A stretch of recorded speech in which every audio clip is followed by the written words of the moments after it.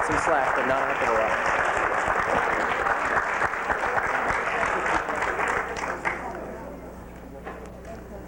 I had this in Paul Weinstein's office. Oh, I see. 217. The key from Killing my feet. Pad next to set. Excellent.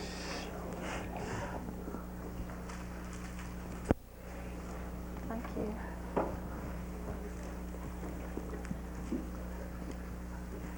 Give me the sign when we're all wired, okay? Great. Thank you.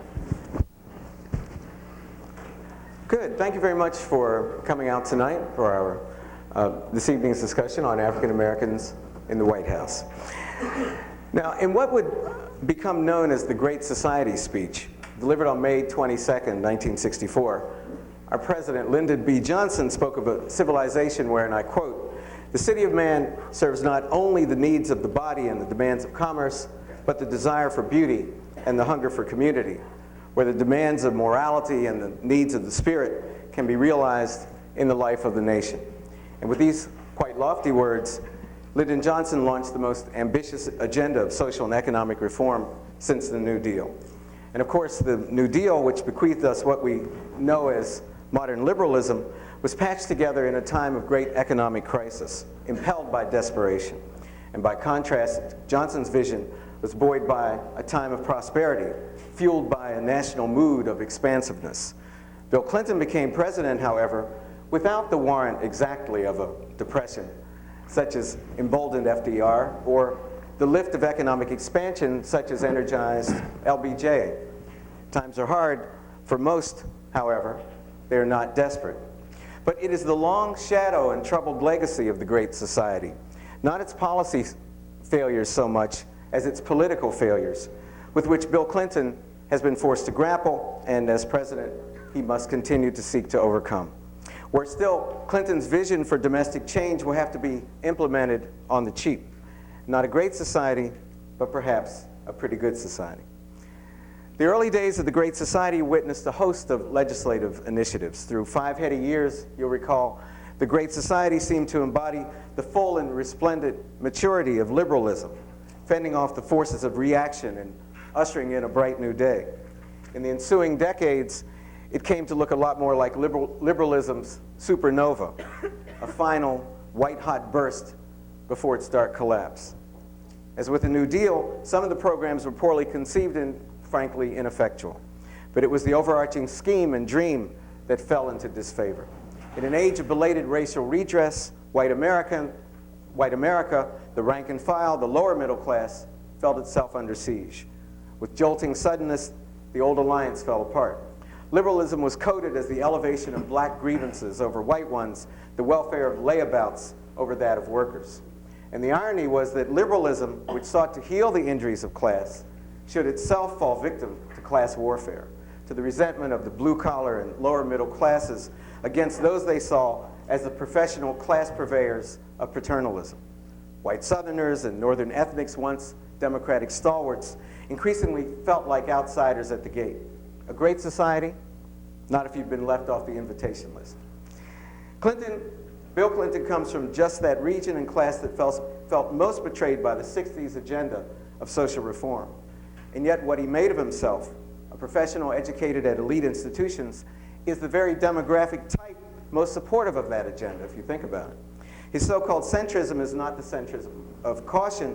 It reflects, rather, a heartfelt negotiation between creeds that are bitterly in conflict, but perhaps do not necessarily have to be. Clinton's personal devils are our national devils. And here you will find the ultimate political significance of the Clinton administration. Not the relative economic advantages of neoliberal remedies over supply-side nostrums, but his vision of this nation as a community, his unflagging search for common ground. There is no them in America, Clinton frequently said during his campaign. There's only us, which means that his election last year was, among other things, a referendum on inclusion. Our forum tonight is meant to address the question, among others, of race in the White House, not only to celebrate the accomplishment of these African Americans who have achieved places of power and prestige within this administration, but also to ask difficult questions about the sort of racial mending that is even possible in America. Our political and cultural landscape is becoming littered with evidence that points in quite opposite directions.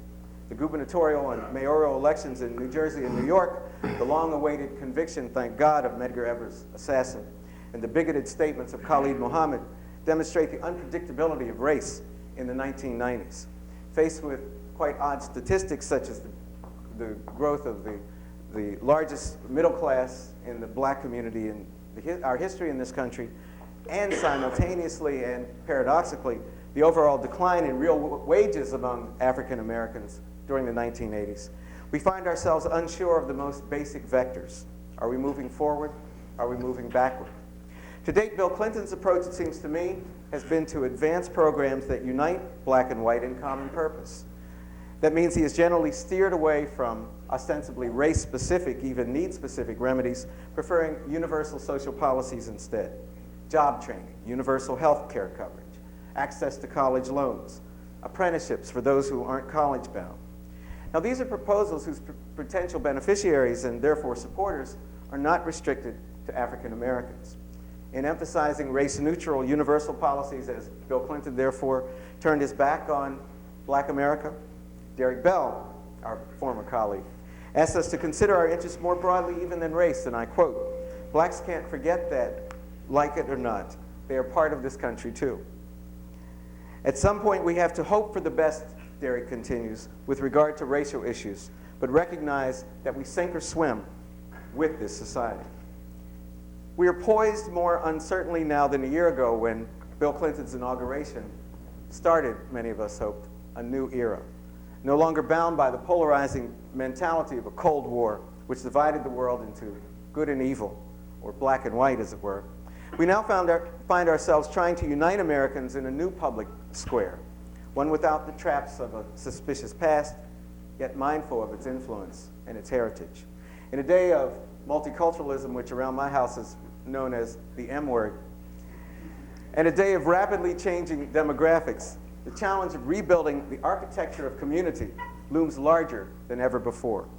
But if Bill Clinton can cement the coalition his campaign barely managed to scrape together and keep together, bringing disparate interests and values into some sort of equilibrium, however uneasy that equilibrium might be, he may do more than secure his political fortunes. He may just help to lay the foundations of a new society. Our panelists this evening include, in alphabetical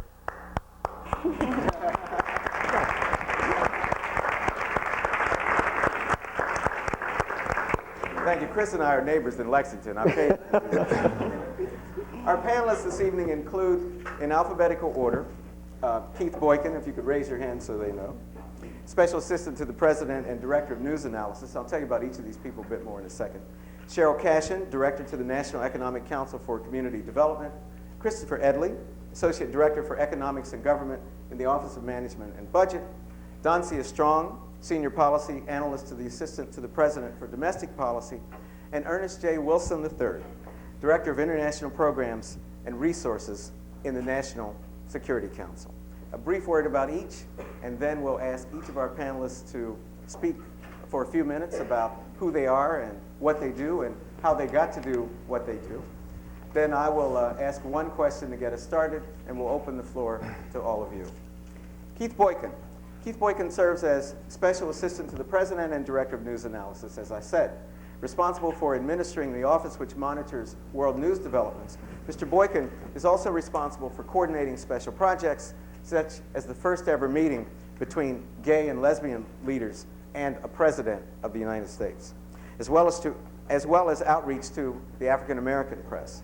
Prior to his White House appointment, Mr. Boykin served as the Midwest press director for the Clinton-Gore campaign, as well as a press aide for Michael Dukakis.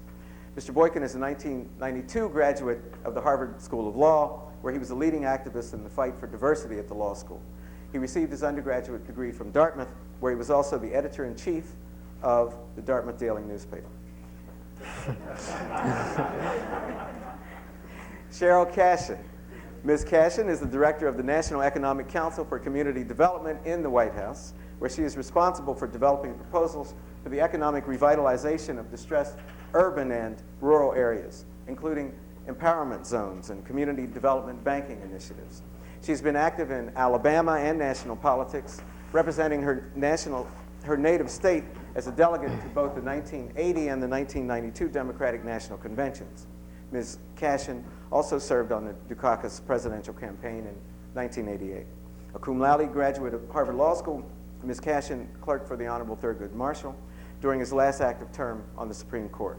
She is also a Marshall Scholar who received an honors degree in English law from the University of Oxford. She was a Summa graduate from Vanderbilt with a BS in electrical engineering. Christopher Edley serves as the Associate Director for Economics and Government in the Office of Management and Budget, Executive Office of the President. His portfolio includes budget, legislation, and policy for the Departments of Transportation, Commerce, Justice, Housing, Urban Development, Treasury, the Federal Emergency Management Agency, the Small Business Administration, and numerous small agencies, including the financial regulatory agencies. Professor Edley is on leave from his position at the Harvard Law School, where he has been a member of the faculty since 1981. He's also worked on the Dukakis presidential campaign. There's a leitmotif here. As the National Issues Director, and served for a time as a part-time member of the editorial board of the Washington Post. During the Carter administration, Mr. Edley was a member of the White House domestic policy staff and was also special assistant to the Secretary of Health, Education, and Welfare. He holds a bachelor's degree from Swarthmore College, a JD from Harvard, and a master's in public policy from the Kennedy School of Government. Doncia Strong is a member of the White House Domestic Policy Council staff, where she is responsible for developing and coordinating policy on political reform, immigration and refugees, Native American affairs, civil rights, affirmative action. Prior to coming to the White House, she was staff counsel and legislative assistant to Congressman John Bryant, Democrat of Texas. She has also practiced corporate and public finance law with the Johnson & Gibbs firm, a Dallas law firm where she also was a pro bono family law attorney. She earned her BS from Illinois State University and graduated from the John Marshall Law School while working full-time for United Airlines as a flight attendant. She's a native of Chicago. And finally, my good friend Ernest J Wilson III.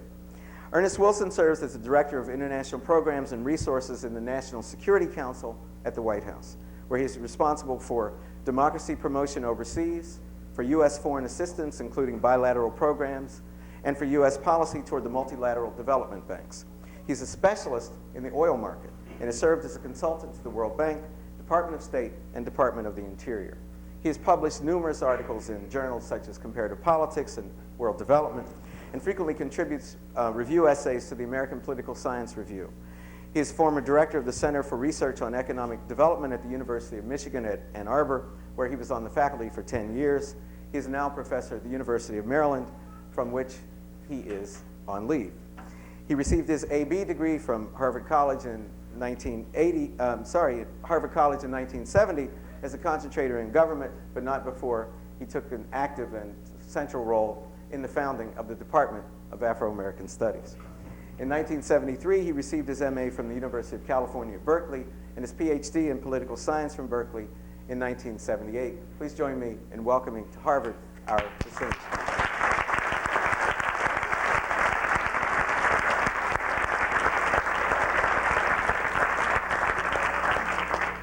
So in alphabetical order, if we could begin and you open with brief remarks.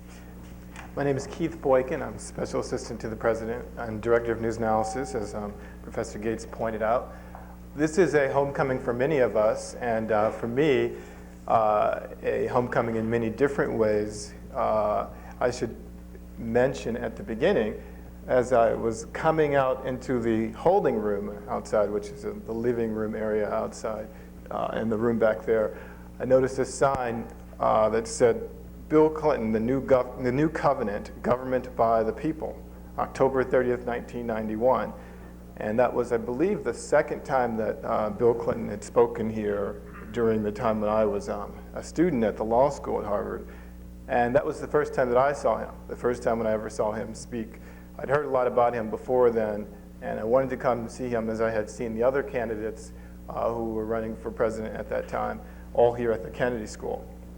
So on October 30th, 1991, I came here, and I sat somewhere over there, and Bill Clinton stood here, and he spoke about the new covenant. And after the speech, Several students asked questions, and one student, I can't remember the name of the person, but the student asked the question, Mr. Clinton, if you were elected president, would you lift the ban on gays in the military? And President Clinton said yes, Bill Clinton said yes. And at that time, I was an activist in the community at the law school, as Professor Gates pointed out, and this was an important issue for me. It was an important litmus sort of issue, not that he would lift the ban per se, but that he was supportive of the idea of gays and lesbians in the military, gays and lesbians in society, or that he was supportive of civil rights for all people.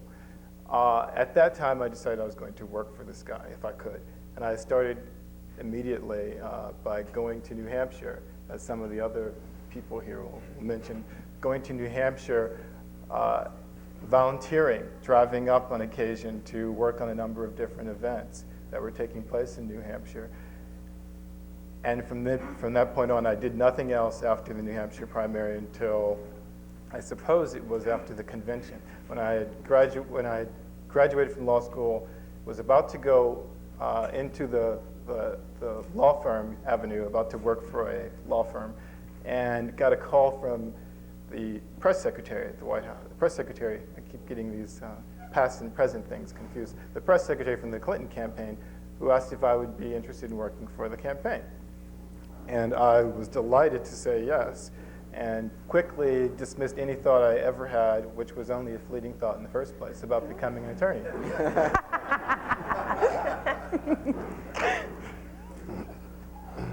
I worked on the campaign from around the time of the convention until the election, and we started out on the campaign ahead in the polls, and we ended ahead in the polls. And obviously this is a simple, straightforward fact, but it means a lot to me because prior to working in this campaign, I'd worked in the '88 campaign, where here in Boston, working for Michael Dukakis, we started out 17 points ahead after the Democratic Convention, and we ended up a few points behind, as some of you know. So it was a strange experience for me to be in a campaign where the whole time we were ahead.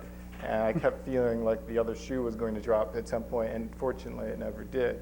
Or there were a lot of shoes that were thrown at us, but none of them was significant enough to do anything to derail the message that Bill Clinton was presenting to the public at that time. Now, all of this is by way of introduction as to a little bit about how I got into where I am right now, working at the White House. I was talking in the earlier discussion about the different things that lead people into politics, that lead people into particular fields here. And I attributed the two reasons for my being in the White House to serendipity and a deep interest of my own. The serendipitous part was just the fact that I happened to be at the right place at the right time. Happened to be here on October 30th of 1991 to see Bill Clinton speak, and thought I would like to do something to work for this guy's campaign. I happened to get a phone call from D.D. Meyers in the summer of 1992 after I graduated, inviting me to work on the campaign in a paid position, and I willingly accepted that.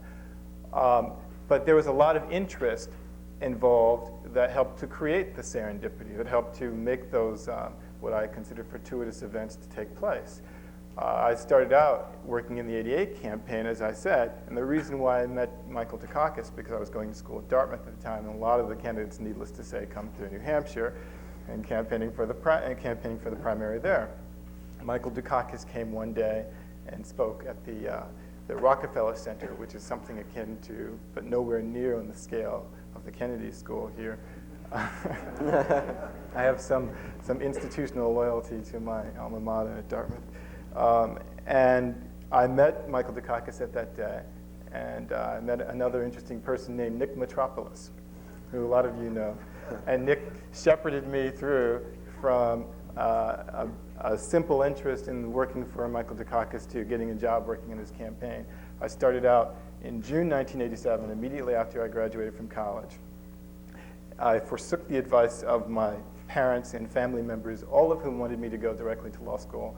And their reaction at the time was, why would you want to go work for some guy, governor of Massachusetts or wherever, a place where we'd never been, who's going to run for an office and has no chance of doing anything?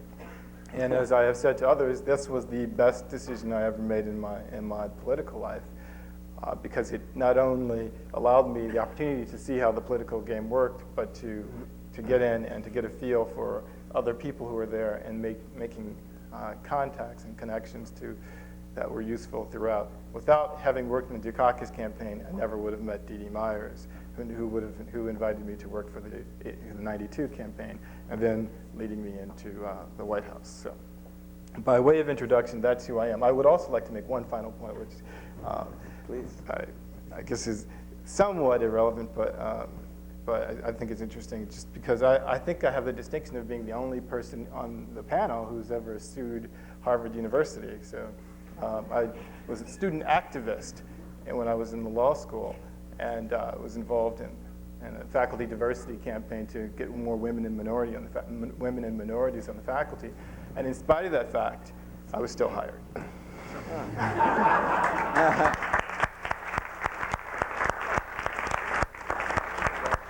Cheryl Cash. You have another Harvard Law School graduate who's trying hard to avoid ever practicing law. I finished Harvard in the class of '89, and we had an earlier discussion. I'm repeating some of the things I said there, but and I'm aiming my comments mainly towards students because I figured students are the ones who are really most interested in how you get into this world. For me, the most important credential on my resume for getting me into the White House was working on the Dukakis campaign in the fall of 1988. And I had the benefit of being here in my final year of law school, and I had one contact from a friend. I'd worked one summer in the Senate and met somebody who was heading up the opposition research department of the Dukakis campaign, and with that one contact, I got a part-time job working on the Dukakis campaign, and I completely changed my schedule around, fixed my schedule so that I could spend 3 full days a week and entire weekends in the campaign, and so did that from I guess August of '88 right through November, and my old boss on the Dukakis campaign was intimately involved in the Clinton campaign and also intimately involved in the transition. I did not work on the Clinton national campaign. When I finished law school, I was practicing law in Alabama from '91 to I guess the November of '92. But that same contact, when I decided after Clinton got elected, I know this is bad to say this, but I sort of benefited from the Dukakis link and not a Clinton campaign link. But when Clinton got elected, I decided I really did want to return to Washington and be a part of this administration. That same contact got me in the door of the Clinton transition. I got a job on the Clinton transition team doing vetting, frankly, of cabinet candidates. It was the White House the transition counsel's office. And being in the transition building obviously helped a great deal for making contacts and seeing how things played out. And the same contact, my old boss in the Dukakis campaign, was hired to be the staff secretary at the White House, which is a little known position that's very important inside the White House, but most people don't know what it does. But essentially, he's the archivist and for the president. Every piece of paper that goes in and out of the president's office has to go through John's hands. John hired me to be his deputy. And so this tells you one contact could go a long way. That got me into a job in the White House for the first 2 weeks. I had my druthers. What I really wanted to be, I wanted to get a policy position on the domestic policy staff. And while I was in the transition building, I was working hard to meet people like Carol Rasko and Bruce Reed, and did in fact meet them. But as my friend will tell you, she landed on the policy staff. At that time, it didn't look like domestic policy had very many slots. And frankly, in the environment of the transition, which is a crazy environment, everybody's just trying to get a job. I went with the bird in the hand. I took this job as a deputy staff secretary. 2 weeks into that job, someone approached my boss, John, and said that they'd heard about me because I'd spread my resume around to anybody who would look at it. They'd heard about me and wanted to interview me for a job on the National Economic Council, which I really did not know anything about. It's a new creature that was created the first week of the presidency. And frankly, but for the push of President Clinton and the First Lady saying this is going to be a diverse White House, I don't know that there would have been that kind of outreach, but they were looking for, they had 2 slots for community development, one senior policy person, and they wanted another person who would be more junior, so there wasn't as much of an emphasis on having a track record in community development, but they wanted a person who was going to do community development work and help with some of the political communications, and I had done some political communications, and they wanted diversity. So I think the strength of my resume, and plus being in the building, that they heard about me and they asked to interview me. So I was very, very fortunate. And before I knew it, I was offered this job, a director, which is the junior community development person. So that is how I found my way into the White House. What I worked on my first year there, I spent about 50 or 60% of my time being a staff person for a task force on community development. This task force was charged with implementing 2 specific campaign promises, empowerment zones and community development banks. The Clinton administration on most of its initiatives works through interagency processes, unless it's a very narrow initiative that's contained within one agency's purview. We were dealing with 4 different agencies and ultimately 10, all of whom had an interest in these proposals. So I had an immediate education in how you grease the federal bureaucracy and how you deal with a lot of different personalities, and much of my time was spent just with dealing with personalities and making sure that everybody felt like their voices were heard. We, within 4 months, produced 2 bills, the Empowerment Zones Bill and the Community Development Banking Bill, sent both bills up in May, I think, of '93. We were fortunate to get the Empowerment Zones Bill passed in July of '93 with the budget reconciliation. One interesting thing that being in this position, we really was at the intersection of policy development and politics, because the White House was so consumed with all these new initiatives. We found that we had to do our own congressional relations work. So we had to do, we thought we could just do these bills, send them up, and then move on to something else. But these 2 children that we birthed, you know, we're still shepherding them now. I mean, the Empowerment Zones Bill passed, then we had to do, well, what do we do with it now? We have to implement this, and we had to spend about 4 to 6 months just working on the implementation, and we decided that the Empowerment Zones Bill that we got passed needed extra things to add it to it in order for it to have some possibility of being successful. So we tasked the agencies with adding additional resources, and that has been an exercise in itself. The Empowerment Zones process led to the birth of a new institution called the Community Enterprise Board, which is a board of 15 different agencies that's intended to be responsive to distressed communities and look at ways in which the federal government can help communities do more with existing funding streams. And I have, part of my portfolio now is working with this new board and making it happen and giving it a meaningful mission. The Community Development Banking Bill is still pending in the Senate. I'm not as involved with that anymore. There are other people in the White House who are doing more of the congressional relations work on that. I've also gotten involved with welfare reform and some aspects of that which I really can't talk about. But I love my job. Every single day is an adventure. The White House is a very interesting place to work, and I feel very fortunate to be there. Great, thank you. Christopher Edley. How did I get where I am? And what do you do? And what do I do? Well, the what do I do? As associate director at OMB, OMB is this strange organization that most people think just does budgets, but turns out budgets are important, and especially when there's no money, budgets are very, very, very important.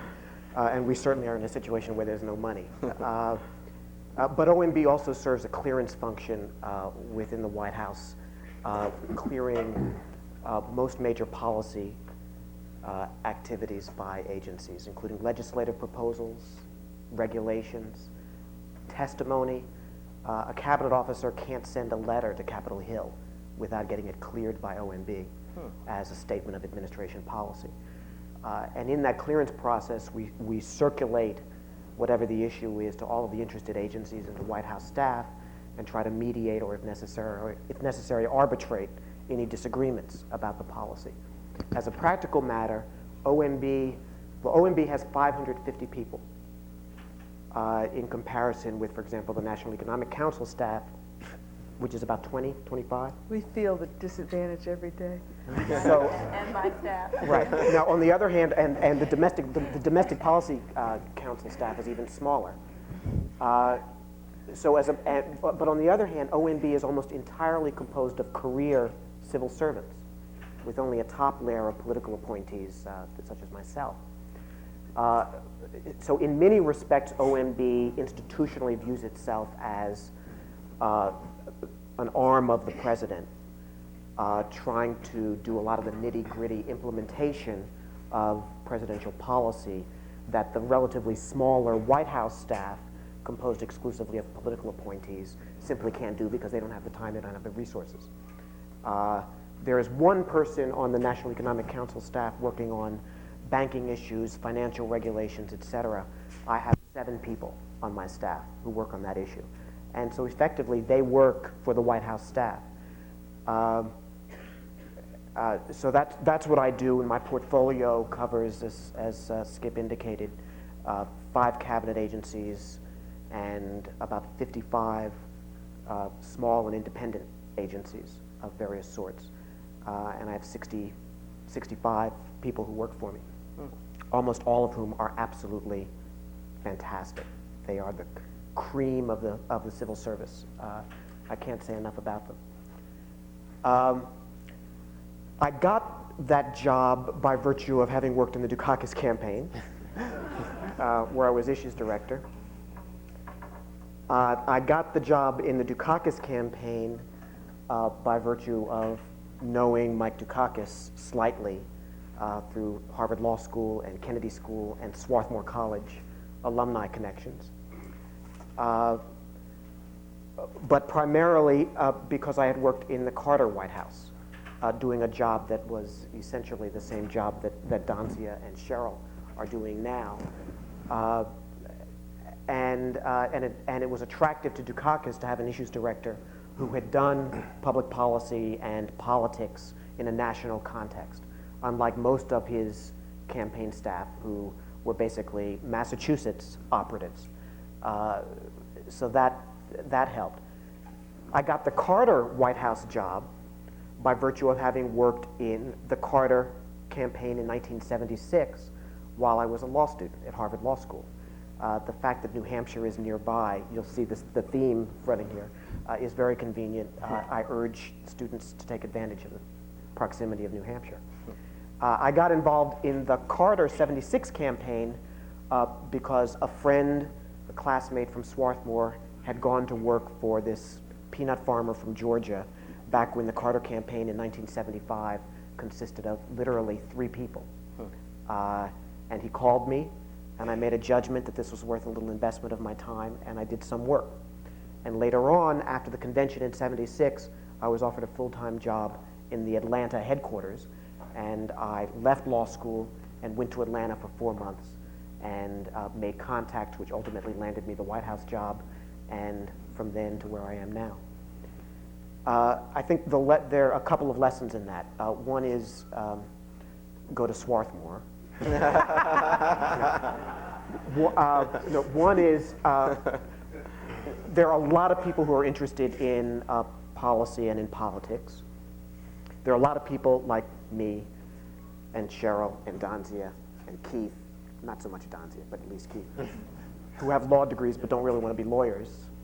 And one thing that distinguishes most of the people who work in the administration is that they've done some practical politics, that they've made some sacrifices to work in a campaign for little or no wages, that they've been willing to lick envelopes if that's what it took to get in the door, because frankly, every day, what I do, the decisions that I make, the meetings that I'm in, it is virtually impossible to distinguish politics from policy. The best politicians see no distinction, and they move fluidly between those realms. When I was in hours and hours and hours of meetings with the president putting the budget together in December, and in those discussions,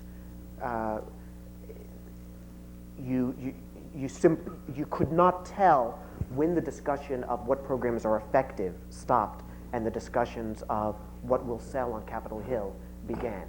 That there's a total integration, which means that somebody who's going to be in a role which involves policymaking in a political context has to have something in their background that demonstrates an ability not simply to understand the economic analysis, not simply to understand institutional analysis, political analysis, but has an appreciation for the art of practical politics as well, and is comfortable living in an environment of constrained choices and an environment of truly democratic, small d, controls. The other two things that I mentioned very briefly are, I'd say, the academic preparation that I at least have felt has been critical in the jobs that I've had in the public sector. I think having done things academically that distinguished me in terms of subject matter expertise, in terms of just practical skills, again, what you're looking for is something that distinguishes you when there's a stack of resumes being read. So in my case, it was a strong background, the Kennedy School background, a background in math, a background in economics, and those things, those little things mattered. And finally, I'd say it's a matter of values, and some of us, it was about our families and our experiences growing up, but it's not necessarily that. When I've talked with students at Harvard Law School who are interested in careers in the public sector or in public interest work of one kind or another, the central thing that distinguishes many of these students to me is that they have a compass. They have some sense of what they want to do with their lives. And that sense of having a goal and having some feeling for what it is that's going to make them feel fulfilled is as important as the academic background. It's as important as whatever punching of a resume, of a ticket that you do, because it means that you're willing to take a chance by working for some obscure candidate, take a chance by taking a job that's not exactly the job you wanted, but maybe it's a stepping stone, because you're motivated by your compass, by your sense of direction. Lastly, I can just say that I think working as a campaign is obviously important, even if you work in a losing campaign. And it's absolutely true. The number of folks in the White House who worked in the Dukakis campaign is astonishing. I mean, it's just astonishing. And it's because, I like to think it's because we did some things right in the Dukakis campaign, coming in, as I like to say, coming in second out of 250 million people. And people learned from that experience. Learned how to do it better. Ross Perot helped a little bit too. Right. Okay, thank you. Donzia Strong. My introduction to politics came really early in life. I spoke earlier about my grandfather, who's a Baptist minister in Chicago, and the way that candidates would come to visit our church on Sundays, and sometimes we'd have forums on Friday nights. And the one thing that every candidate wants a chance to do is to be blessed walking down the aisle with the local minister and having an opportunity to address the congregation. The one campaign I remember most clearly is that of Roman Paczynski, and I think he was running for mayor at that time, and he had been alderman, and he came and spoke, and Eartha Kitt was there with him, and she spoke about being blackballed and what all that entailed. And I was struck at a young age about that, and decided that I wanted to do something that counted in life. And I always thought I wanted to be a nurse when I was growing up. And it was only later on, after my grandfather stayed involved, and I was always with him, always participating, always passing out flyers, always participating in his campaigns in the local Baptist conventions and in the national conventions and the state conventions. And throughout high school, I ran for office and held an office in college in my sorority. And then in law school, I was president of the Black Law Students, and kind of pushed there and wrote articles and published things about what the federal government ought to be doing and what privacy means and so forth. And so there was always a sort of a sense of responsibility on what government ought to be doing, but then what it ought not be doing. I graduated from law school and moved to Dallas because I wanted to have my own name. This was before I was thinking very seriously about being in politics, and I wanted to become my own person. I was leaving one profession, that of a flight attendant, and becoming a lawyer. And so I moved to Dallas, and I practiced law there, and I got in on the tail end of LBOs, and I did a couple of those, and then I started doing municipal finance, and that is all politics. I mean, that is truly the most local in terms of politics, where you have county officials that you need to deal with and talk to so that you are in on the bond deal for that particular county when they're building a water district or a sanitation district or a stadium or a field or something.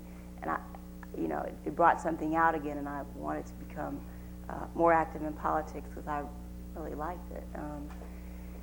I felt like I was becoming more alive, and corporate finance is really scratchy kind of work, and bond financing is scratchy, but there's a kind of subtle sophistication of it. At some point I was down in Brownsville, and it was the good old boys with the short shirt sleeves and the cigars hanging out. But there was a way to cozy up to these guys and make sure that you got the deal going the way that you wanted to. And I thought, I need to get back into this. I really miss this. And lo and behold, Ann Richards appeared, and I started to work on her campaign, and I did fundraising, and I like to talk. It's easy to raise money if you like to talk. If you got time, you can spend the time, you can raise money. And so I participated as a fundraiser in Dallas, and there were a number of black professionals that we were trying to get active in Dallas and Texas politics. And it was, we've had all the opportunities that have been provided by those who come before us, and it is now our turn to participate, and participate in a meaningful way. And whether we like it or not now, a meaningful way is often a monetary way. And so we raised money, and I think we did 3 fundraisers, but we start with, we're going to raise $50,000 at this one. And the next time we're going to raise 75.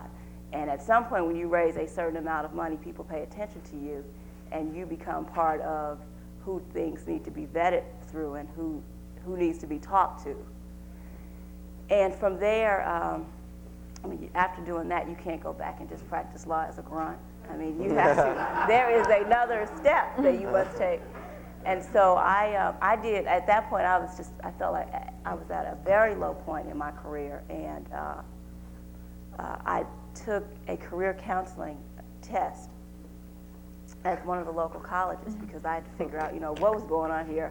I was just not liking this. I was making tons of money, more money than I'd ever made, and I am the first person in my family to go straight through school, undergrad, and then on to law school with a short stop. The rest of my family became adults, had families, and then went back to school. And so you know, my grandmother was saying, girl, you want to quit that good job? I mean, you know, if you're a depression baby, you got a job. You know, you got a job. What do you mean you're not fulfilled? So they don't understand anything about that. I took this test, and I had been talking to our local congressional office, and you know, networking with the people in local politics, networking with people in the bar, and so forth. And the test came out, and politics was at the 95th percentile.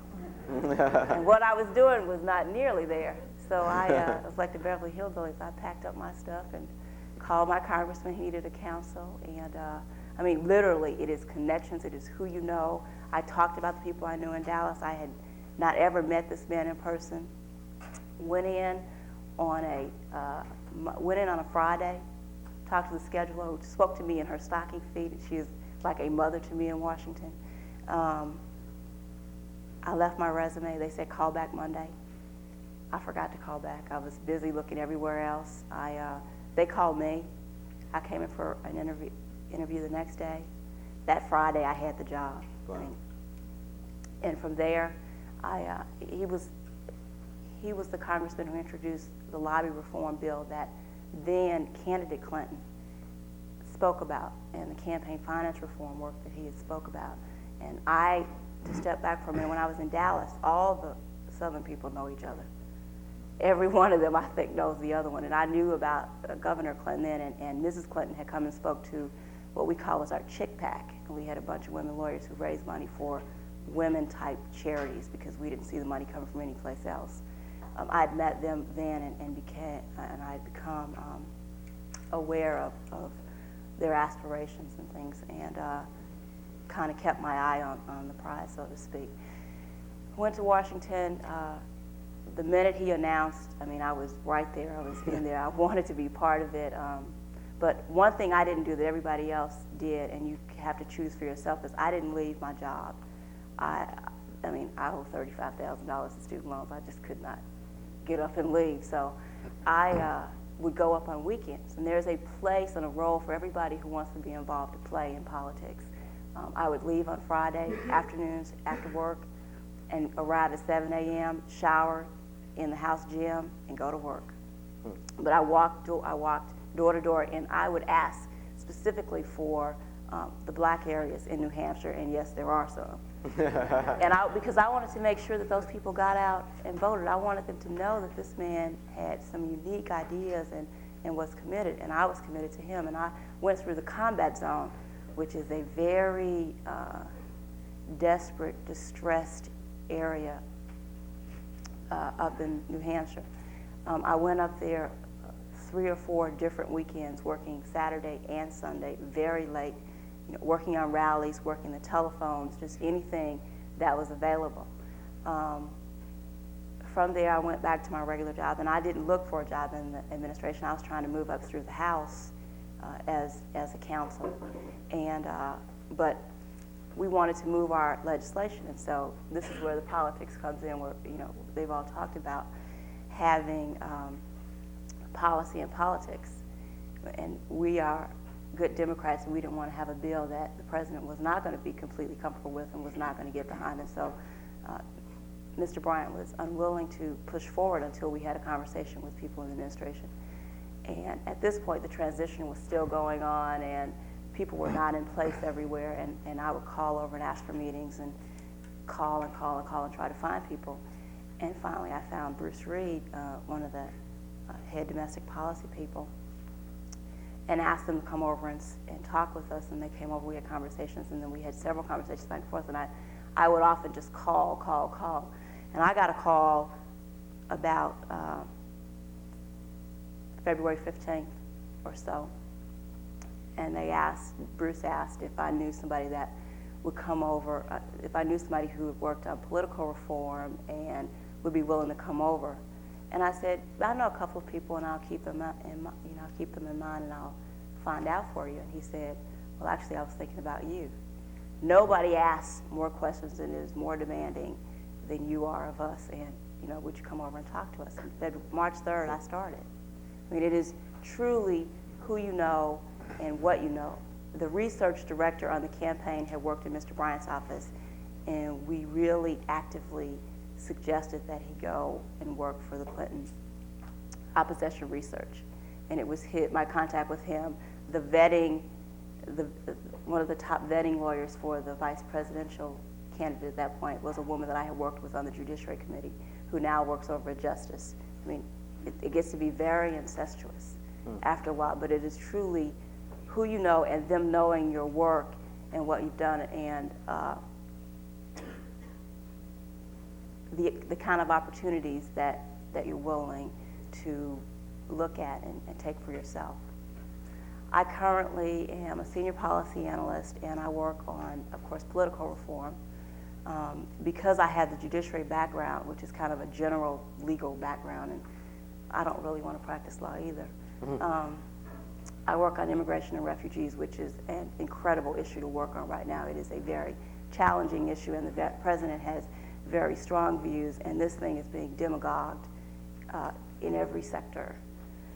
I work on Native American issues, of which I had no experience other than the constitutional aspects before I came to this job, and I work on civil rights. I have the distinct pleasure of working with the civil rights nominee and preparing the briefing materials that he will use, and preparing the policy as it relates to what we do in redistricting cases and voting rights cases, and do we get in, and at what point do we get in, and at what point does it just become a legal issue that we can no longer be involved in. I interface with Chris probably every day of my life, sometimes more than I want to, and we sometimes are like this, and a lot of times we're like this. I too enjoy my job, and I'm glad to be here. Thank you very much. And finally, Ernest Wilson. Thank you, sir. I am the token foreign policy guy. And I work on the National Security Council. The National Security Council is that thing in the White House that handles international issues. And so every piece of paper that comes from overseas, every important cable that comes in from the embassies overseas comes through the National Security Council. And then everything that we send overseas that's reasonably important has to get cleared through us for our signature and approval from the State Department, from DOD. So we are sort of, to the national security side and the international side, what Chris is to the kind of domestic side as well, although we work very closely with them. My introduction to Washington realities was when people asked me how I got my job, and I said, well, I was the most qualified. And that's precisely the reaction that I would always get. People would laugh hysterically. And the fact of the matter is that without diminishing anybody's technical abilities, there's obviously their PhDs and lawyers and all this kind of business. There are a lot of people out there who could do what we do, technically speaking. But there are not a lot of people out there who have the political experience, who have generated the trust and the confidence of people who run the campaigns, and that really makes the difference. And I think it's that combination of, again, the technical experience and skills as well as the political skills that makes a big difference in getting a job at the White House. I want to wear two hats tonight. One hat is as someone who works on the National Security Council staff. The other hat, probably more interesting to the undergraduates here, is that I worked on presidential personnel finding people jobs in the State Department and the Defense Department and other agencies around town on the national security and international side. And this, by the way, is an area that's a little bit different from the domestic side, because traditionally the folks who do a lot of the international activities are not quite as much involved in the nitty-gritty politics as are people who go on to work on the domestic policy side. And it's very interesting. Chris and I sat in some meetings together where the president was being briefed on some domestic policy issues. And there the politics is very thick, and you can taste it and you can feel it when these briefings are taking place. On the international side, it feeds in a little bit less to the domestic political issues. Although one of the things that is happening in this administration is that the international issues, especially international economic issues, and the domestic issues are becoming closer and closer.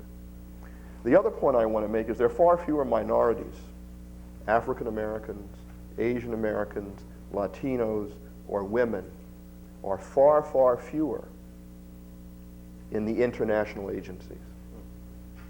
And so again, I want to encourage all of you who have any interest in this is partially a recruiting trip too. For those of you who have interest in the international side, I would strongly urge you to pursue that. But let me tell you a little bit about this vetting process. I worked a little bit on the Clinton campaign during the primary in Michigan, where I was teaching at the University of Michigan. I also had the advantage of having the good political foresight to have married a woman who was in Hillary Clinton's class at Wellesley. So that's the first thing you should do. Well, make sure you pick your spouse carefully.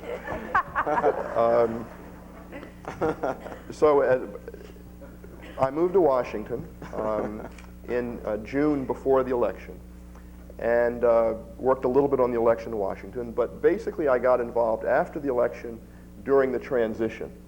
And a number of people on the panel also worked on the transition. And the transition is an absolutely crazy, nutty institution, especially when your party has been out of power as long as our party has been out of power. So you have this pent-up demand of tens of thousands of people who want to give you their resume. But you also have a president and his entourage and his wife who was absolutely insistent that they were going to produce a cabinet and senior level advisors who looked like America.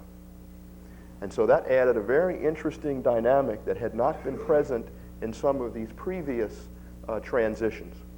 So what do you do in presidential personnel? Well, you get lists. You get a lot of lists recommended by the party powerful, people in business, etc., listing names of why so-and-so should be Secretary of State, Deputy Secretary, Assistant Secretary, all the way down the line.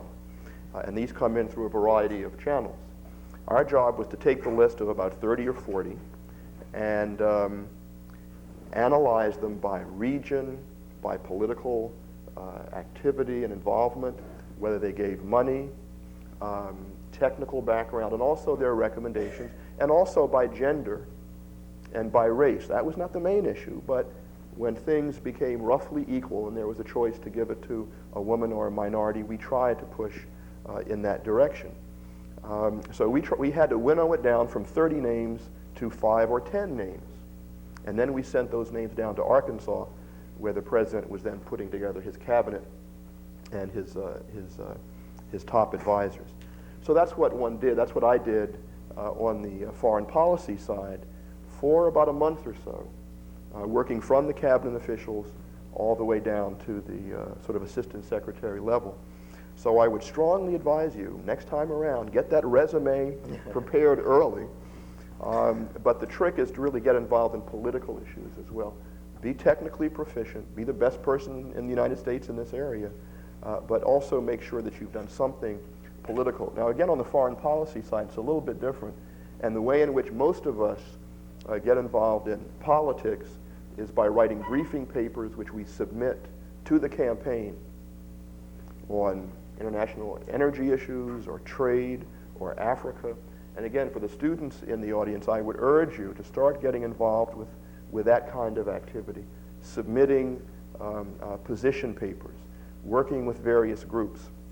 And one of the interesting things about this campaign is that women's groups, Hispanic groups, Asian American groups, as well as African American groups, put together volumes, literally volumes this thick, I don't think I'm letting any secrets out of the bag here, of resumes. And so there was a very effective women's caucus that said, here are 2 people, you should make one of them Assistant Secretary of State for X or Y. And so you had this kind of input coming in from minorities and from women that played a very, very important role in the selection of the senior people in the administration.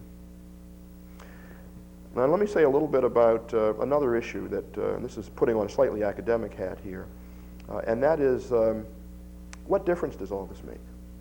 that we have minorities and women in these positions. Well, it's not just a numbers game, or it shouldn't be just a numbers game. There should be some substance and different perspectives involved in bringing minorities into public policy. So it shouldn't just be a sort of Benetton ad of sort of photogenic diversity. And why should it make a difference? Well, the world is changing radically. Internationally, there's no more Soviet Union. Unheard of, unimaginable 5 years ago. Who are our principal allies and our competitors? Countries in Asia, countries in Latin America. Where do we get many of our raw materials and resources? Countries like Nigeria in Africa. So the world is becoming radically different. The rules, the old rules, no longer apply. At the same time that this is happening, American society is also becoming radically different, especially demographically. Just look around this audience tonight, and you can see that. Part of the job of the national security side of things and the diplomatic side is to represent America abroad and also interpret things internationally to American citizens. And I would like to think that at the margin,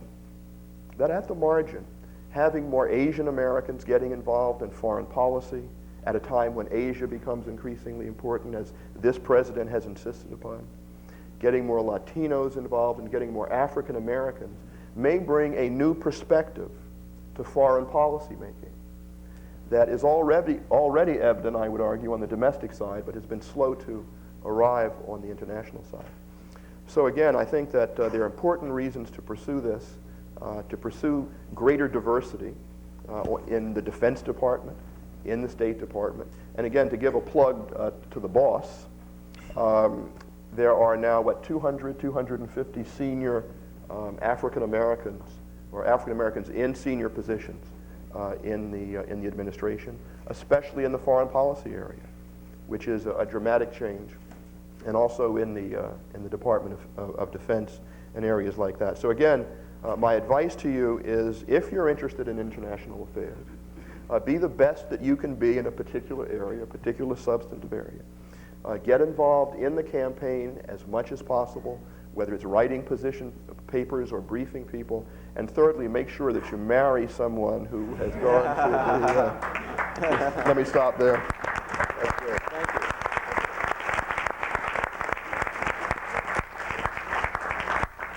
Well, now, thank you very much. Quite eloquent, very eloquent. I'd like to throw it open for questions. The microphone is right there. I've talked enough, so I don't think I need to kick it off, unless things flag a little bit. Yes, would you identify yourself, please? John Francis, OMB 1969. We still have an alumni group down there, and we meet twice a year. They call them Bobiamax or something like that, Marching Chowder Society. But I was interested in it's reminiscing for me to see this group, because I was in it 20 years ago. So maybe the theme here is, where will you be 20 years from now? In the 60s, we had a choice of staying there and going through the higher up in the bureaucracy, or coming back to the community. I chose to come back to the community and never got back out. The interesting thing on how you folks got to where you were and how I did was a little different then. There were, of course, about 500 of us still at OMB then, but there were only 5 blacks there. I don't know what the ratio is now, but we sort of Don't ask. We sort of came up through the ranks. I was doing a little, I owe my thing to OMB, to NBC. They did a white paper study on who shall live on kidney disease. And I was in a little unit called the Kidney Disease Control Branch in the Public Health Service. And when they had this study, they called a big conference, National White House Conference on it. And I was the only one that had any data. I was doing an economic cost of kidney disease study right at that time. And they found me, and I became a liaison between the Public Health Service and the White House during that conference for a year. And they hired me after it. And so I just had to bring that little reminiscing point. Things are a little different now. I remember walking through the halls of EOB then, because I don't know who's there now, but I had Ehrlichman and Haldeman down the hall from me. And we click our heels every now and then. We went down those ways. But I worked 6 months for Nixon, so I was there during a very important time. We did 4 budgets that year. The one that you would ordinarily make, the one that Johnson changed for, for prestige, the dismantling of it by Nixon as soon as he came in, and then his State of the Union budget. So you know how the lights went down there then. Exactly. That's great. Thank you. Thank you. Yes.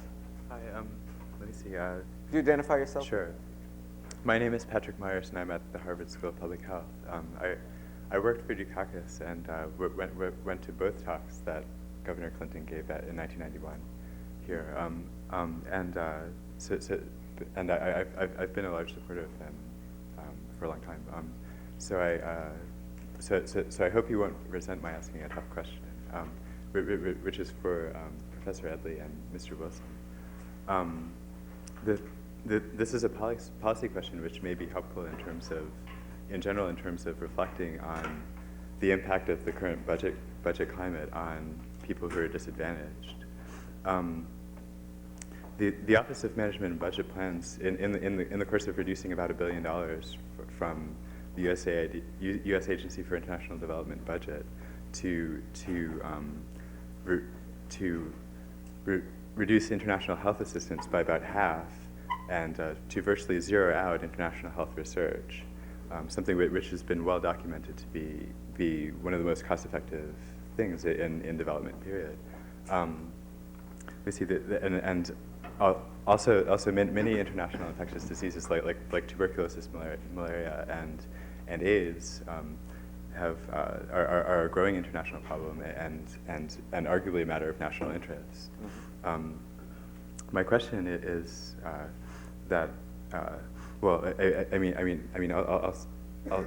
also given there haven't been any health professionals hired in USAID yet, and so there's hardly anyone to talk to, and also and all of the professionals in development and microbiology who I've talked to think that this is a really large mistake. Could you please comment on this and in general on the budget, on the impact of the budget climate on people who are disadvantaged? Thank you. I can speak to the general question, but Okay, do you know about AID? Yeah, let me just very quickly, as Chris has said, in the current, and this is very important for those of you who do policy, that in the current budget environment, there is no money. The money that does exist is being shifted around, as Chris, I'm sure, will tell you, from certain existing pots into new pots. That is especially true for foreign assistance and international programs. AID, which has had a terrible reputation, this is the Agency for International Development that provides that terrible thing, foreign aid, has also been very vulnerable to political attack and reallocating money. There have been a lot of cuts. There have been cuts in research. But I think part of the thinking is that if we had the luxury of funding research out of the foreign affairs budget, we would do so. But if it's a choice of spending money for health clinics or spending money for training and education or research, we're going to have to cut that. But the other point I want to make gets back to the political issue. When you mention to the average American, should we spend money for foreign aid, what is the answer? No. Now, if you ask the average American, do you want to see babies dying on television? Do you think that we should provide money to stop ozone depletion? Do you think we should do things so that other countries don't send us huge amounts of immigrants? They will say yes. And so I would turn the issue around to you and say that the things that you care about will continue to be cut until you and people who think like you, and probably me, get out among the American people and educate the American people about why it's important to spend money overseas, because it will ultimately redound to our benefit in this country. I wrote an op-ed piece for the New York Times, which I hope will be published soon. Good. That's, I mean, whatever it takes. I think that's critically important. Thank you, Chris. No, I think I can leave it. Okay, yes. Just briefly, it's just not true that there's no money. There's still plenty of money for the military, and I think that's something that we need to be honest about. $260 billion or something close to that, and it's disingenuously, I believe, described as deep cuts. You want to respond to that? Or is Well, that that was apropos of something that was said after I got up to ask a question. The last speaker, talked about the importance of getting involved in politics. Janetta Cole got involved in politics. She went to Cuba with something called the Venceremos Brigade. Apparently that was the wrong kind of politics. Right. It was okay for Barbara Walters to go to Cuba, but not for Janetta Cole. At least that was the impression that one would have gotten from how that was handled. I think there's also serious concerns about the way Lani Guinier was handled. It raises for me the question of not that it's not significant that there are forms of diversity, but how far does it go? When people have convictions, principles, and politics that represent significant alternatives or even can be misrepresented as being something, and Clinton isn't willing to correct the mischaracterizations even of people's positions, as I think was the case with Lani Guinier. I think there's a problem, and I would like any of the members of the panel to speak to this issue. How do you feel about the way Janetta Cole and Lani Guinier were treated, and what does this say about the deeper questions of substance when it comes to inclusion in an administration? Thank you. Who would like to take a crack? All of y'all want to crack. How about Cheryl? I'd say two things. One, I think the day that Clinton decided to withdraw her nomination, I was very pained by it. And I know that I was not in the room, but I know that there was a long debate in the White House, and there were two schools of thought on it, and the president made his judgment. Frankly, I felt that the president that was a position where the staff had served the president and the nominee very badly. And I felt that had a person of color been involved in shepherding that nomination, they would have cared a lot more and handled her nomination better. I mean, I heard a lot of stories about how poorly the whole thing was handled, and that the Senate committee, long before, for weeks had been warning the White House that this is a problem. And part of it was that. I mean, I think it would have helped to have had people who cared more about her and protecting her involved in shepherding her nomination. The other thing I felt was that and this is not an apology at all for how that was handled, but the White House is overextended generally, and at that time people were focusing on the Webb-Hubbell nomination. The White House was overextended, and they were trying. Well, we'll deal with this one now, and then we'll get to her. And that was also an unfortunate situation. And I think I will leave it at that. And let me come to the defense a little bit, unless you want to. Go ahead. You can all crack up. I work on civil rights issues, and so I was a little more intimately involved in some of it. I think that all of us who care about civil rights have a responsibility when there is a candidate or a nominee or anything that we want to see. We must speak out and let it be known. Now, you'll see a marked difference between how Mr. Patrick's nomination is being treated in the media, by the national organizations, by the editorial pages, so forth, and how Ms. Guinier was treated. She was allowed to be characterized in a certain way with little or no response from those of us who cares. We share in this.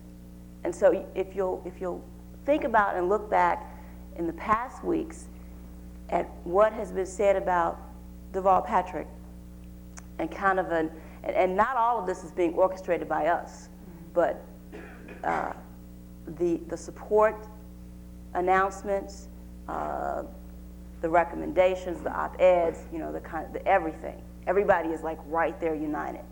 And before that was slow coming. But we cannot ever afford if you care about something a whole lot, to rely on somebody else to do it. You got to get in there. I was not as involved in Lonnie Guinier as I wanted to be, or the next almost candidate. But this time, you better believe. I mean, you kind of had to like gang bang your way up in there, and if you've ever had to do that, then you just realize, okay, this is the time. Let me add a slightly different dimension. Janetta Cole is a family friend, and Lonnie Guinier is a close personal friend of mine. John Payton was a devolved Patcher as a former student.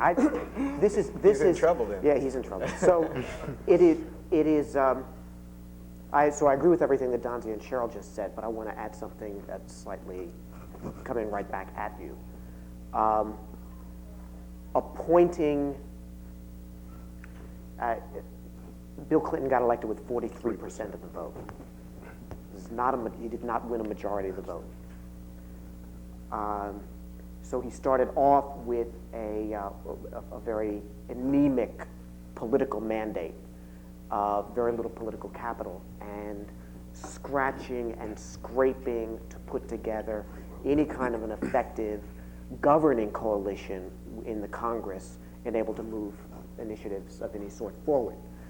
The point is that this is not somebody who in the spring of 1993 was in a position, frankly, to wage a whole lot of political battles.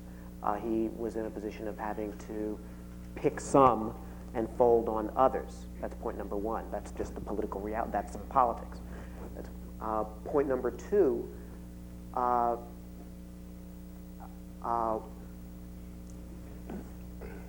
of being part of the democratic small d process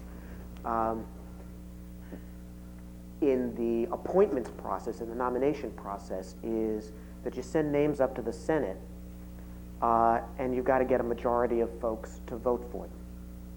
And you've got to get a majority of folks to vote for them in a context in which who they are and what they believe and what they will do is inevitably going to be distorted.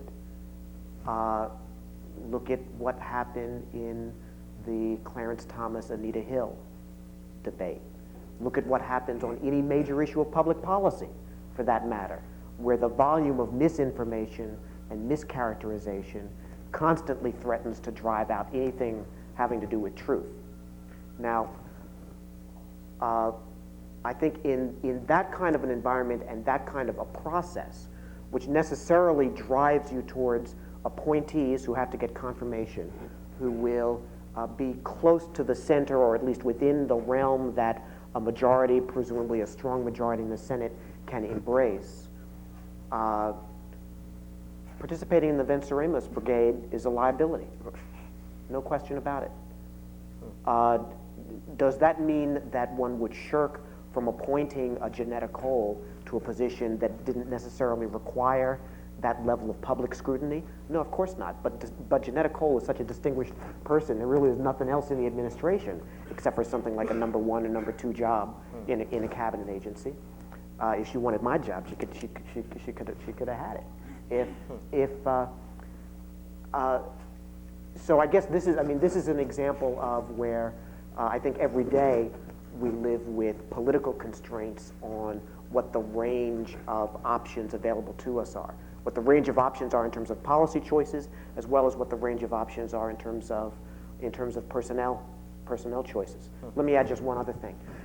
I think one of the very healthy things about the administration, and picking up on Ernie's earlier point about diversity, is it's very difficult for this president to have a meeting with more than 6 people that doesn't have at least one person of color in the room.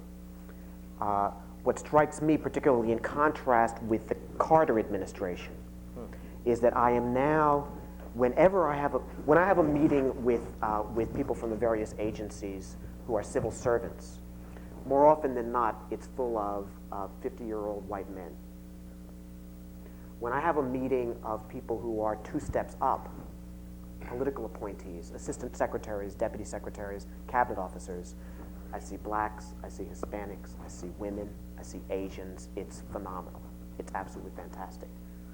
when we had debates with the president about budget, the range of views from left to right was wonderful and is completely unlike anything that I experienced in the Carter administration. And that's all very gratifying. So there were some bumps, there were some potholes, some deep potholes in the road on the way to staffing the government, no question about it. But I think what you have on balance, apart from individual cases, is a very strong, multidimensional team. May I just submit one brief Can we, comment? I'm afraid it's too Okay. late. We have to. I mean, it's precisely because he didn't build the coalition with the people that those two individuals represent more than anybody else that he ends up with only 43%. That's what I submit. Okay, thank you very much. Yes. Thank you. My name is George Father, and I'm a member of Harvard College class of 1997. The question that I have is about discrimination. I'm kind of curious, and I would like for you to kind of let me know where we're at in national politics. What experiences have you had? I mean, I kind of feel like I might be asking the wrong group because you're obviously all very successful in where you are right now. But what experience have you had, if any, with discrimination in national politics? Have you seen colleagues or other members that you worked with, suffer setbacks because of discrimination, because of being black or because of being a woman? Or kind of what I've been hearing recently, it's kind of, or has that been more of an advantage? Has it been more beneficial? I mean, could you just let me know where we're at with that right now? Keith? I think there's more of an emphasis in this administration than there has been in previous administrations on, as Ernest pointed out, diversity. I don't think that the emphasis means that the selection process or the process of promotion, which we really haven't seen much of yet because it's still early in the administration, that those have been adversely affected by race or discrimination or gender. I think what happens is that because the president spoke early and often about the need for having a government that looks like America, people throughout the government make an effort to find people who are qualified, who are women and minorities. I think in terms of the specific experiences of discrimination, each of us have personal insights about this. We each has personal experiences throughout life related to discrimination.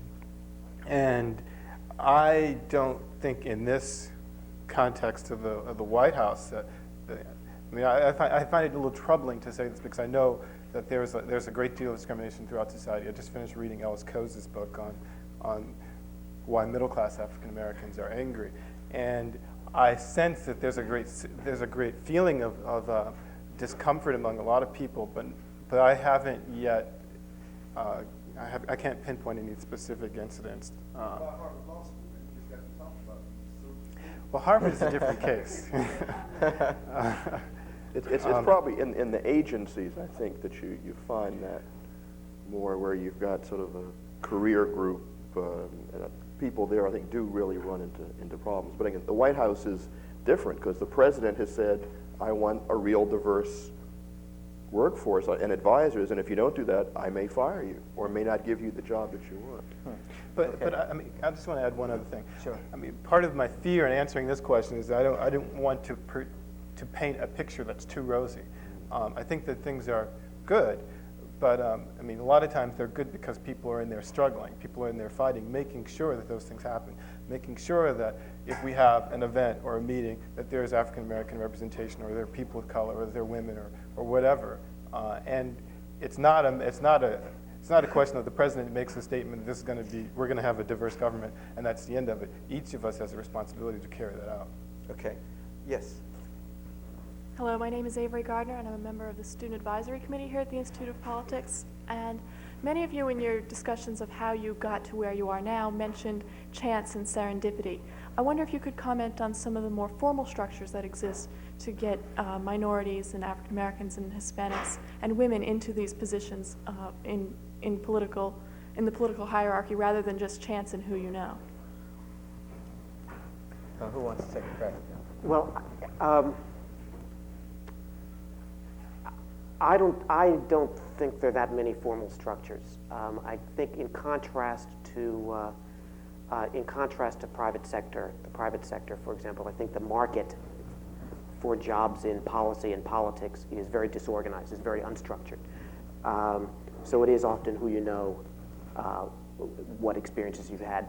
My point about work in a campaign, even if it's a losing campaign, is simply that people migrate from campaign to campaign. And so even if this one loses, chances are somebody that you have met will work in a successful campaign down the road, and you will have made the contact and have the experience and can move forward on that basis. And similarly, I'd say not just campaign experiences, but other experiences where you're going to look to your left and look to your right, and you know that one of you is going to end up moving forward. I think it's that kind of informality. There are some formal structures within the White House. There is an intern program, and we have interns throughout the year. You can come for as little as a month to as long as a year. There is a White House Fellows program that has both entry-level people as well as people in mid-career. Both of those are more formalized structures that if you're interested in having a chance to work in the White House, that you might want to consider. I think within the agencies, they also have internship programs. Capitol Hill has internship programs. Children as young as high school come in through the Girl Scouts on Capitol Hill. I mean, there are those kinds of formal structures. We're almost out of time. I think we have time for 2 more questions. I'll be giving the sign. So Robin Kilson. I'm Robin Kilson. I'm a history professor at MIT and a Bunting Fellow. I've heard you say that it wasn't politically expedient during the first year of the administration to buck public opinion on an issue as delicate and sensitive as race. There were a couple of points in the course of the campaign where it seemed, certainly to me, maybe to some other folks, that Clinton sooner or later was going to have the political courage to engage in a more direct conversation than we usually get out of the White House with the American public about race and race issues. Are we going to have that conversation, or is it at any point during this administration going to be politically expedient to have that conversation, or will we shortly begin to worry about re-election? You misunderstood me, or perhaps I misspoke. I do not believe that there was a calculation of political expediency made about race.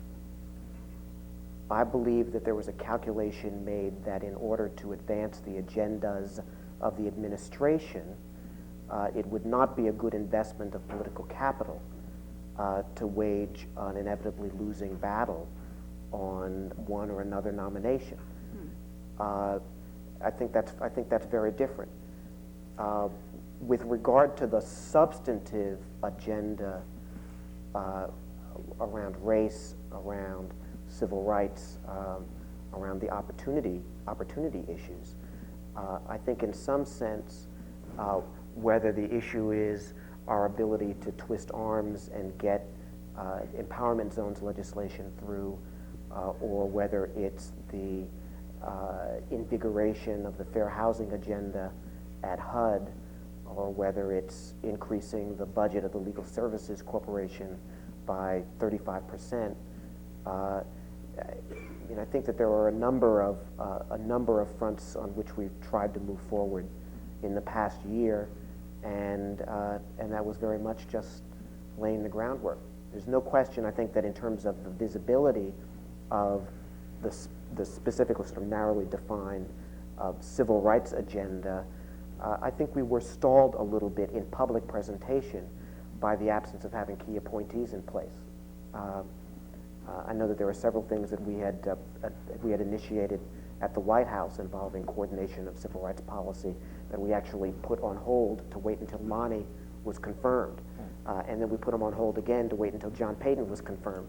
And now they're on hold to wait until Duvall is confirmed. So there has been some cost in terms of the public visibility of it. But meanwhile, We're making budget decisions. We're taking stands on legislation. Dante and I just had a meeting with a half dozen administration officials, day before yesterday, to figure out how to combat some racist amendments on an education bill that are going to be voted on tomorrow. So I'm not sure if that really answers my question. Well, I guess my question would be, what do we want this discussion to be about exactly? How would you begin the discussion? Because I sat in on the town hall meeting that was on BET a couple of months back, and I heard we need to have this national dialogue on race. And my first question was, okay, what are we going to talk about exactly? What exactly should the conversation begin with? Because then I have a follow-up question that I would ask all of us, having just read The Color Complex. You know, are we going to have a little discussion also? I guess that would be my first question. If I could respond, my response to your question was, I wear two hats. I mean, in the White House, one is my institutional loyalty to Bill Clinton and what is politically wise for him, and then my own personal the issues that I care about, and often. Sometimes those institutional loyalties may conflict, but this administration, I feel very strongly, is speaking through its policies. I mean, you look at the Earned Income Tax Credit, $21 billion. It is, a major initiative that is going to impact low-income people, predominantly people of color. The health care proposal, assuming we get it passed, is going to do a lot for low-income people. You have empowerment zones, you have community development banks, you have, the president just signed, people probably don't know about it, it wasn't in the papers, but he just signed an environmental justice executive order. I see this administration speaking through policies day out that are dramatic change from the prior administration, and they're going to be helpful, particularly in economic terms, to minority people. The president is not going out engaging the American people in a dialogue on race, and frankly, I don't think it would be politically wise for him to do that. What I care about is the policies, and he has begun a dialogue talking about the notion of community, which I think begins to get at this issue. But one of the things of working in the White House, you live with political realities. Like to reinforce what Chris was saying, with the Lonnie Guinier situation, she had 4 votes on the Senate committee. 4 votes. That was all she had, and they're begging him to not support her, not put them in the position. He's politically extremely weak. He's a month away from a budget reconciliation fight, and he won by 1 vote. And so what we deal with every day is what is politically possible. And to me, I don't know that just a dialogue generally on the issue of race would be more helpful than focusing on policies that help people. I'd love the dialogue would be terrific to have, but I wouldn't. But I'm not. But I think it's more. It would be better. But we need to have. I would not urge him to engage in the dialogue if what we lose is the White House. Well, not only the White House, but the resources, the ability the policies, to move forward with fair housing and a fair housing executive order and the opportunity to be aggressive with ADA lawsuits that mean something. This is the first time that we've actually sued on in disability areas. Mm-hmm. Those are all. People say they'd rather have you lose on some issues, but stand up for what's right as they see it, than win on the issue. Right, but that's that's the difference. Yeah. I think those people forget too easily what William Bradford Reynolds was at the Civil Rights Division. You see, and we didn't get Lonnie, but we'll get Duvall. And the difference between, and that's one of the differences between Ronald Reagan and George Bush on the one hand and Bill Clinton on the other.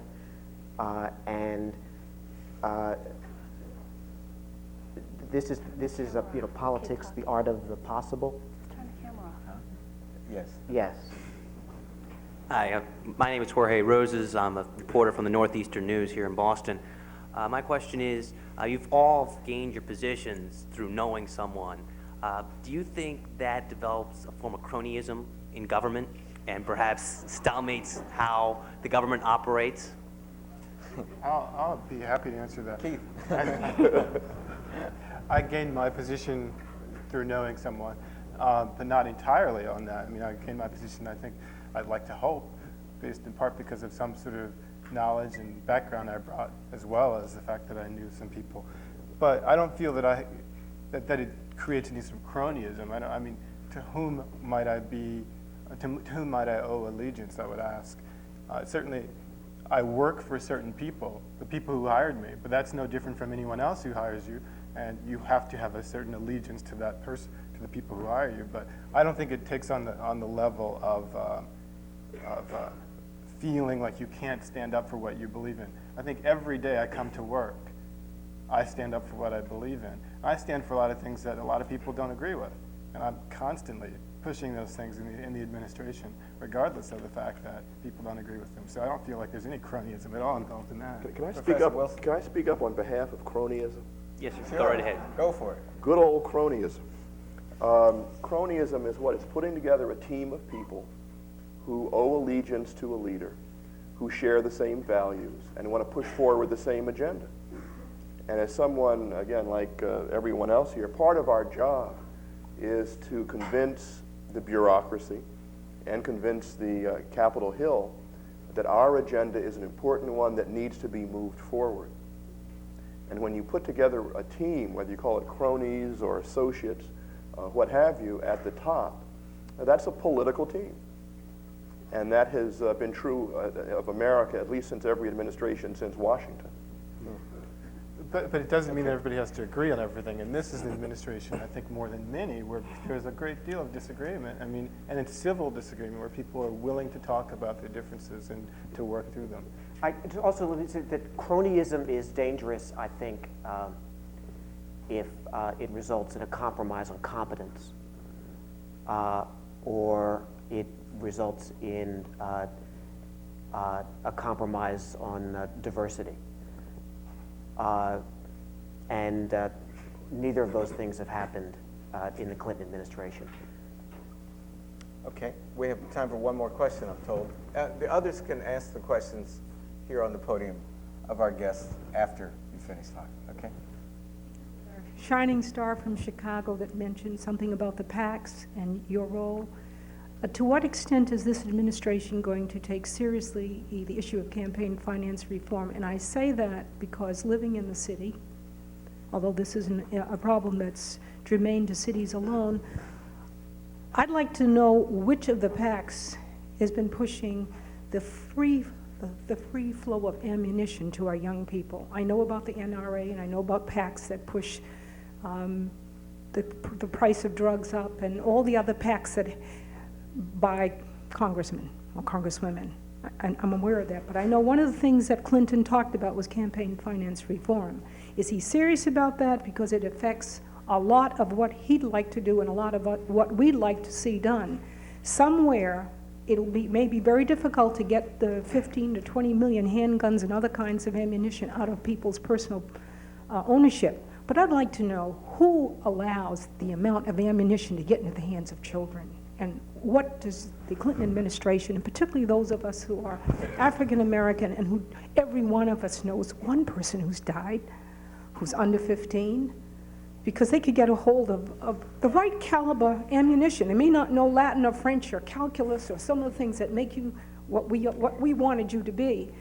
But somebody makes sure they get what they don't need. And I think that needs to be something that you take back, because regardless of what you do, one of the reasons you're where we want you to be is because other people were on the cutting edge. Shirley Chisholm running for president, Jesse Jackson, and I was sorry that none of you were young enough to work on his campaign, because that was exciting. But keeping that link back to how those policies impact the day-to-day life and how they affect the warp and woof and the systole and diastole of our very lifeblood. I think it's really serious that you take back to President Clinton that somewhere he could do something if he stops the flow of ammunition from landmines to the millimeter bullets that my kids know I don't even know. That's serious stuff. Thank you. Anybody? I can assure you that the PAC that supports ammunition and free flow of guns is not one that donates to President Clinton. He has been very successful, to his credit, to have the Brady bill passed and signed. I don't know how many times that thing was passed before and failed in one or the other house. We have actively, and he continues to actively support provisions in the Senate passed crime bill, which will outlaw assault weapons. We have been engaged in a very serious debate of Mr. Moynihan's suggestion that we do something about ammunition, perhaps taxing it to pay for health care or what have you. I think that he is real committed to this issue. Crime is an area that just about every office in the White House is involved in, and we understand what goes on out there, and this is what is important about us being there. We bring experience and of a lifetime. We bring experience of a people. We bring a perspective that is unique to us, and it is hope that the experience and perspectives that we have will translate into a policy that is positive for us, and that we can do something about the guns on the streets. Great, thank you very much. Please join me in